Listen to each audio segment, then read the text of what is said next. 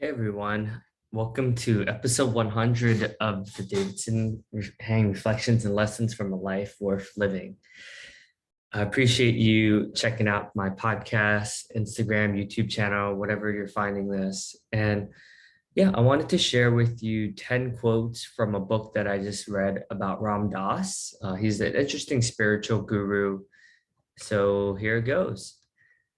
Um, Number one, Maharaj-ji told me to be like Gandhi. Now I realize that meant fully participating in the human condition. But what did that look like?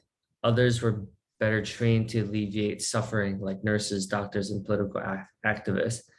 They manifested compassion or fought injustice in their own ways. As I pondered Maharaj-ji's instruction, I realized my ability is to serve as a spiritual friend, help others see what lies at the root of suffering, and help them to awaken. I couldn't help people get free to serve others. Hold on to nothing, Maharaj-ji. Number three, contentment is a practice. It's not a feeling of accomplishment from doing something. Contentment is just about being complete in the moment. In that moment, in the moment, there's just presence, no future or past, just happy to be here in the moment. Contentment is an attitude of the soul.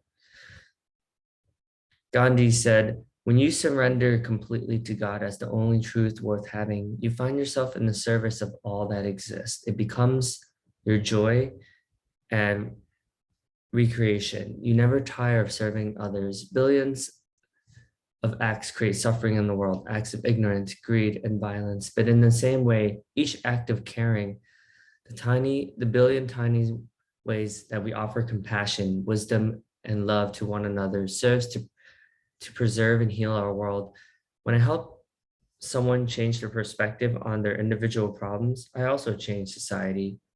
Miha Baba said, love is like a disease. Those who don't have it catch it from those who do.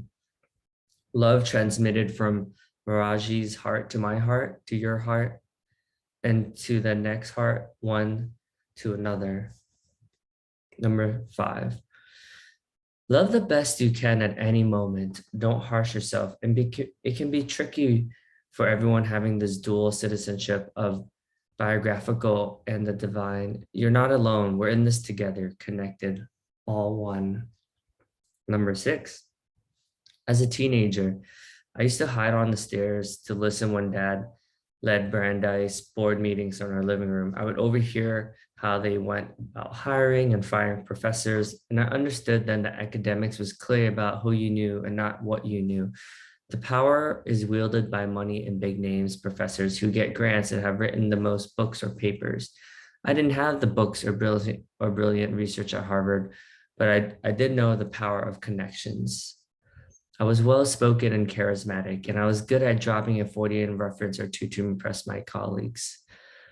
Yeah, I thought it was interesting to see how Western society sees success, especially like being in business, right? I'm working for typical corporate America, and you notice there's a difference between people who are happy, who have money, and you can tell people who have power and success who aren't necessarily as happy. It certainly makes you think and reflect a bit. Number seven, we stayed ill in pilgrim rest houses called darshramas, some put up by the government with concrete rooms and wooden beds. At first, it was an adventure, and the Spartan conditions didn't bother me, but it was very hot, and as the days went by, I needed to distract myself from the blisters and bad food. I tried to entertain myself, narrating my past exploits to Bhagavan Das. I thought he would be amused, but he was completely uninterested. When I told stories, he just replied, just be here now. And I was thrown back into myself, just here now.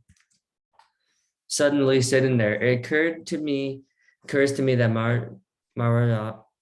Maharaj-ji knows my thoughts about my mother. Then he knows all about my other thoughts too, including all other things I'm most ashamed of: my bisexual double life, my intellectual pretense, my anger at my mother. I can't bear that he knows all this. These are all things I keep carefully hidden. I'm convinced that if people were to know them, they wouldn't love me. I'm sitting on the grass looking down, thinking about all the things I'm so ashamed of. I don't want anyone to know. He's sitting just above me on his plank bed, and I know he knows every one of these thoughts. He's talking to other people as if nothing out of the ordinary is going on. Funnily, I summon the courage to look up at him. He's looking back down at me, only a few inches away, and all I see is his face is total love. I know that all of these things I'm so ashamed of, he knows, but instead of criticism, all I feel is great love coming from him. He's not judging me or mocking me or laughing at me. He's just talking to people. I look at him, he looks down at me, and I realize he's just loving me with pure, unconditional love. Number 9. In the West, the idea of surrendering to a guru carries negative connotations. It implies giving up power to another human being. But that internal surrender is really about letting go of the things that keep you separate, your own feathers. You surrender to something greater than yourself, a love beyond form. Number 10. Maharaj-ji kept giving me these experiences with power until I saw it was love, not power, that matters. Well, I hope you enjoyed this. And if you do, check out my podcast, and I'll link that into the notes as well. Cheers, everyone.